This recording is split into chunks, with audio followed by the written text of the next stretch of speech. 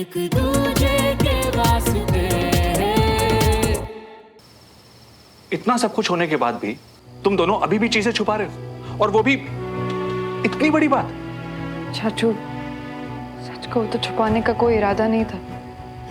हम दोनों ने सोचा ही था कि शादी के पहले हम आप सबको सब कुछ बता देंगे, लेकिन उसके पहले ही आप लोगों को। श्रवण, तुम्हारे पास इतने पैसे आए कहाँ से? तुम्हारे मम्मी पापा भी यही पूछेंगे। और तुमने घर सुमन के नाम खरीद लिया। तो मैं क्या करता आंटी?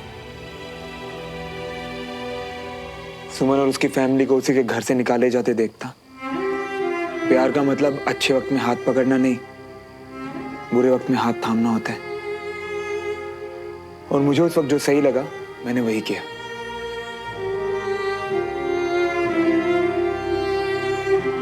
हाँ, मैं मानता हूं मुझे ये बात मम्मी पापा से और आप लोगों से नहीं छुपानी चाहिए थी, पर उस टाइम मेरी प्रायोरिटी सिर्फ सुमन थी। मैं सुमन की आंखों में आंसू नहीं देख सकता।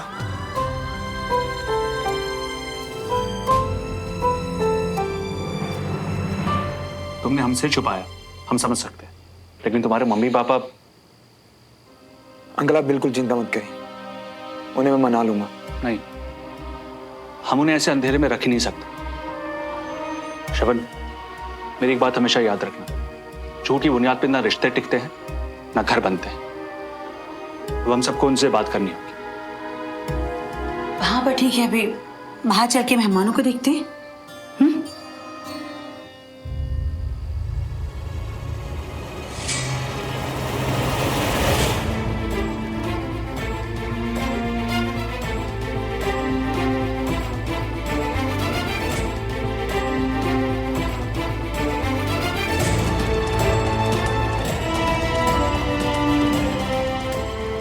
पापा, मम्मा, मैं आप लोगों को ये बात बताने ही वाला था। हाँ, अरे घर के सारे लोगों ने यहाँ महफिल जमा ली है। वो मेहमान कब से सारे घर वालों का इंतजार कर रहे हैं। बंटी सही कह रहा है, मेहमान हमारा इंतजार कर रहे हैं, हमें चलना चाहिए। चलिए।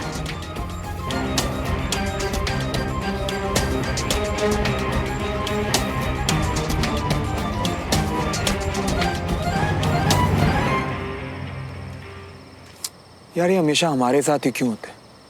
मतलब एक प्रॉब्लम अभी खत्म हुई नहीं कि दूसरी रेडी है। आखिर लिख कौन रहा है यार हमारी स्टोरी? भी तुम्ही ने तो कहा था इतनी रोमांटिक स्पीच में कि अप्स एंड डाउन्स तो आते रहते हैं। हाँ, बोला था, पर यार मतलब कभी तो हमारी लाइफ भी इजी हो सकती है ना। और वैसे भी हम बताने वाले थे मम्मी पापा को, और अब। श्रवण, मेरी बात सुन। अभी अभी तुमने क्या कहा? रास्ते लंबे थे, अप्स एंड डाउन्स बहुत आए, पर प्यार कभी कम नहीं हुआ। Exactly, I know. कुछ इडियट्स को ऐसा लगता है कि प्यार का मतलब सिर्फ रोमांटिक मोमेंट्स होते हैं, लेकिन तुम और मैं दोनों बहुत अच्छे से जानते हैं कि मुश्किलों ने हमारे प्यार को, हमारे इरादों को कितना मजबूत बनाया है। और फिर जब हम साथ हैं,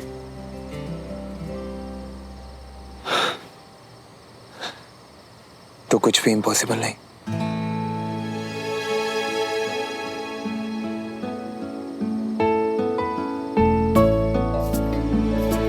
और ये बात हमारे मम्मी पापा भी जरूर समझेंगे। वैसे एक बात कहूं, आगे से अगर मैं कभी भी टेंशन में हूं तो तुम मुझे बिल्कुल ऐसे ही समझा देना। और तुम मुझे। वैसे इस सब में एक बात तो बहुत अच्छी है, मम्मी पापा को ये बात पता चल गई है तो अब तुम्हें रहने देने की कोई जरूरत ही नहीं है। अरे ऐसे कैसे? जब घर तुमने खरीदा है तो फिर मैं। अगर घर मेरा है तो तुम भी तो मेरी हो, दोनों फैमिलीज मेरी है, तो ये कमबख्त रेंट कहाँ से बीच में आ गया? लेकिन श्रवण, फिर भी मैं। एक बार बोल दिया ना मैंने। अच्छा, तो अपने सीनियर से ऐसे बात करते हैं? क्या मुझे माफी मिल सकती है मैम? सजा मिलेगी, ये हाथ जिंदगी भर पकड़ने की। सजा मंजूर।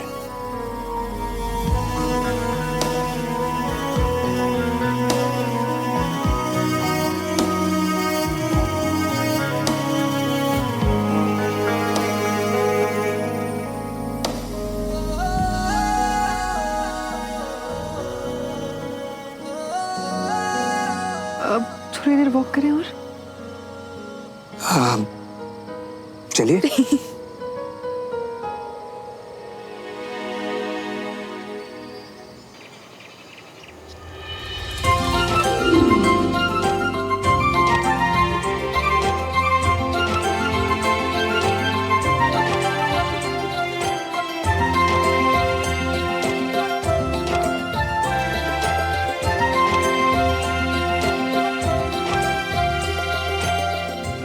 आप किस सोच में डूबे हैं?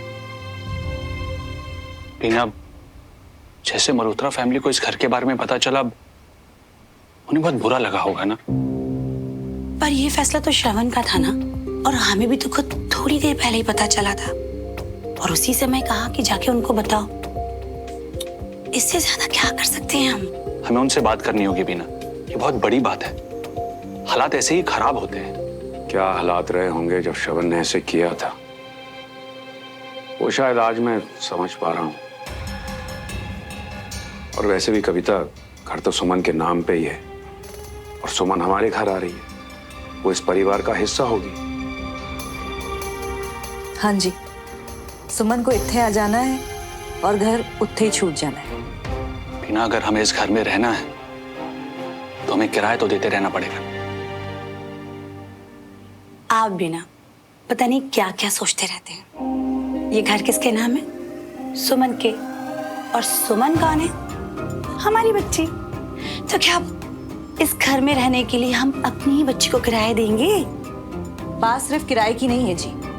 माना कि घर सुमन के नाम पर है, मगर पैसे तो श्रवण ने दिए ना, बात तो करनी पड़ेगी जी। ओहो जी, बात कर लेंगे। मेहमान सब आ गए हैं जी। ठीक है, श्रवण को बुला दो।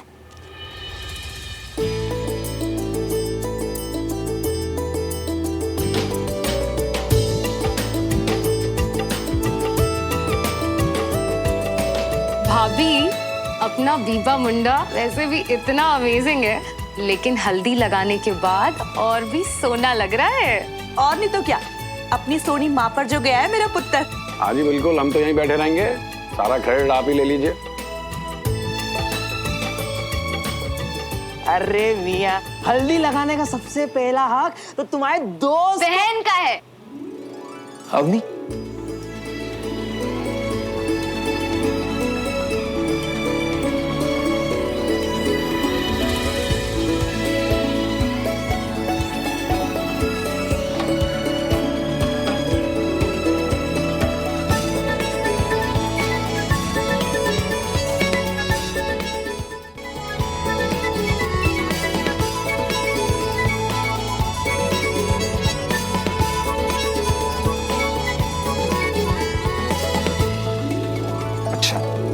थोड़ी तो शर्म कर, इतनी लेट? कब से कॉल कर रही थी तुझे? हाँ, अब वो मैंने सोचा कि सबको सरप्राइज दे देती हूँ ना। अच्छा, लेट आने को सरप्राइज देना कहने लगे? हमें पहले से पता था कि तू आने वाली है। अच्छा सॉरी बाबा, वो मेरी फ्लाइट लेट हो गई थी और फिर टैक्सी की इतनी लंबी लाइन और ट्रैफिक जाम भी तो होता है ना इतना सारा। अरे पुत्र, लेट कहाँ हुई है, सही टाइम पर आ गई है। चला अवनी, हल्दी लगा। खुशी के मारे आपका रंग तो वैसे ही खिल रहा है भैया, आपको हल्दी की क्या जरूरत है, फिर भी लगा लो। अच्छा, थोड़ा रंग तेरा भी तो खिले।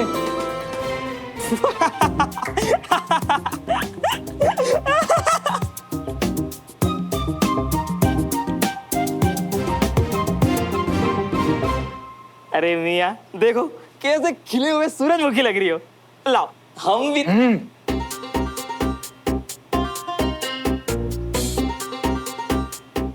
लो बताओ क्या? किसके दोस्त है, मतलब किस किस के दोस्त है ना? सुमन की भी तो हम ही दोस्त है। तो ऐसा करते हैं, हम सबसे पहले ना सुमन को हल्दी लगवा के आते है ना, क्योंकि क्या है ना, हमारा मानना है कि लेडीज फर्स्ट। अच्छा चल, मैं भी चलती हूँ। हाँ हाँ, लेडीज फर्स्ट।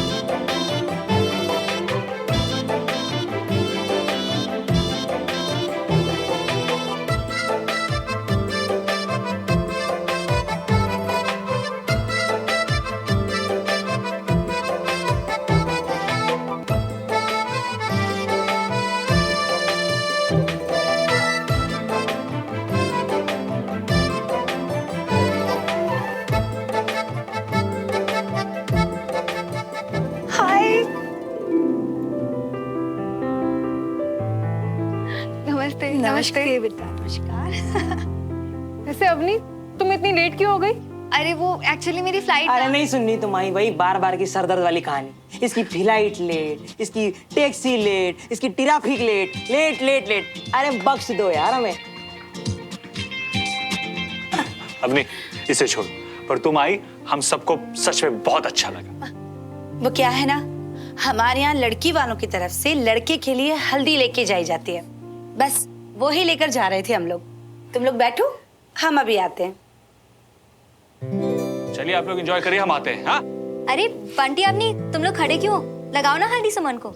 अरे अब तक तो श्रवण में तक को भी नहीं लगाई हमने हल्दी। क्यों?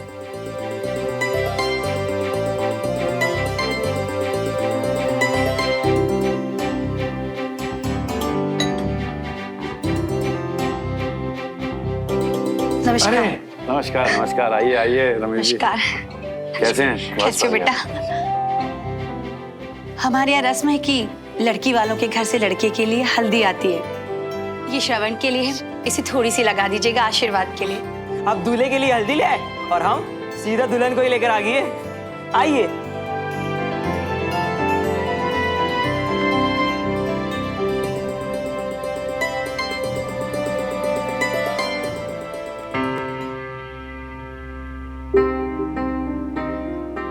नमस्ते बेटा, बंटी। नमस्ते। बेटा हमारे यहाँ ऐसा नहीं होता है। अरे बीना जी, अब सारी चीजें तो बच्चों की पसंद से हो रही हैं। और वैसे भी सुमन को कल को हमारे घर ही आना है, क्यों? अरे पर हमारे यहाँ मेहमान सब बैठे हैं। अरे आंटी जी, कंचा चीना मतलब कंचन जी है ना मेहमानों को संभालने के लिए। आओ ना सुमन, आओ।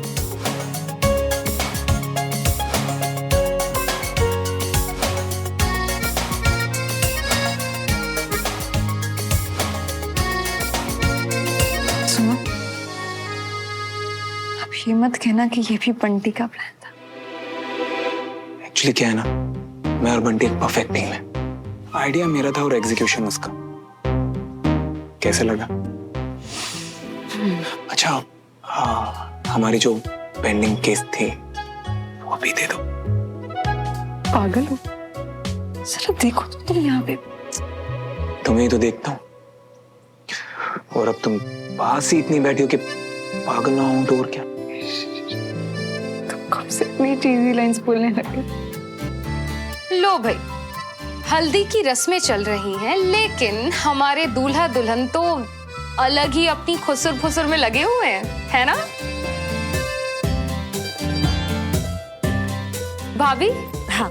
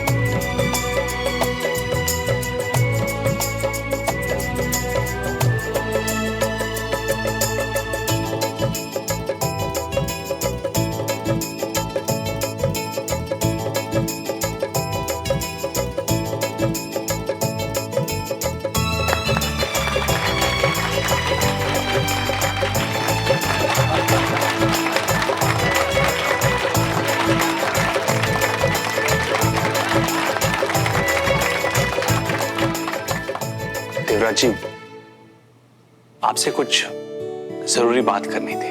हाँ आइए ना, कमरे में आइए, बात करते हैं।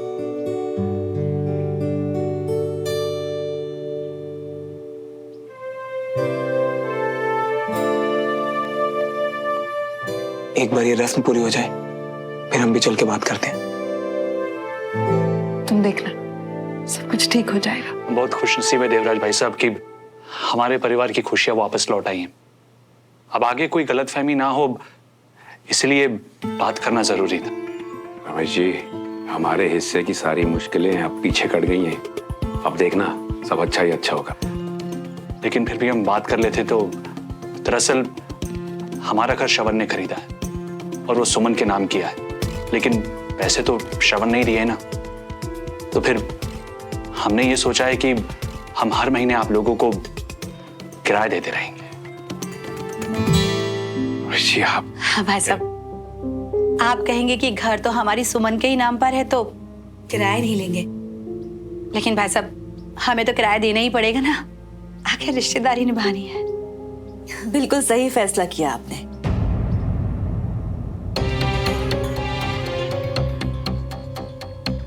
देखिए, अब श्रवण हो या सुमन, बच्चे तो हमारे ही है ना, तो घर की बात हुई।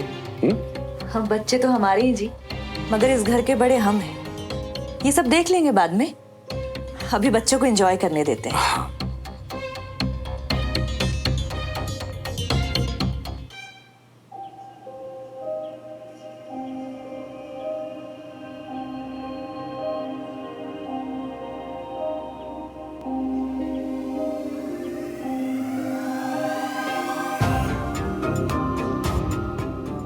पापा, आपसे कुछ बात करनी है। हाय मेरा पुत्र, कितनी चिंता करता है तू? हाँ, सब ठीक है। तेरे पापा मम्मी है ना, हमें सब संभाल लेना है। तू बस अपना ब्याह एंजॉय कर।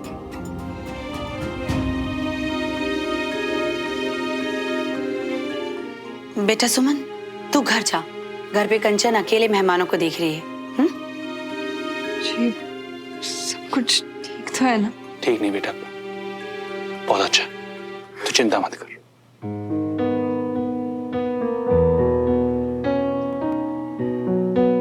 मैंने कहा था ना श्रवण, सब कुछ ठीक हो जाएगा। आई नो, तुमने कहा था कि सब ठीक होगा।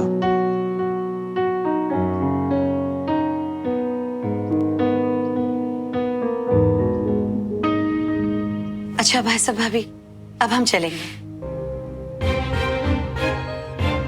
पूरी तैयारी के साथ बैठे थे ये लोग। अगर आपने सामने से नहीं कहा होता ना कि हम किराया देंगे, तो खुद ही मांग लेते ये। देखिए तो सर, वो तो अच्छा हुआ कि रमेश भाई साहब ने सामने से बोल दिया कि वो किराया देंगे, वरना वो भी ना एक पैसा नहीं देने वाली थी। छोड़िए ना, जाने भी दीजिए।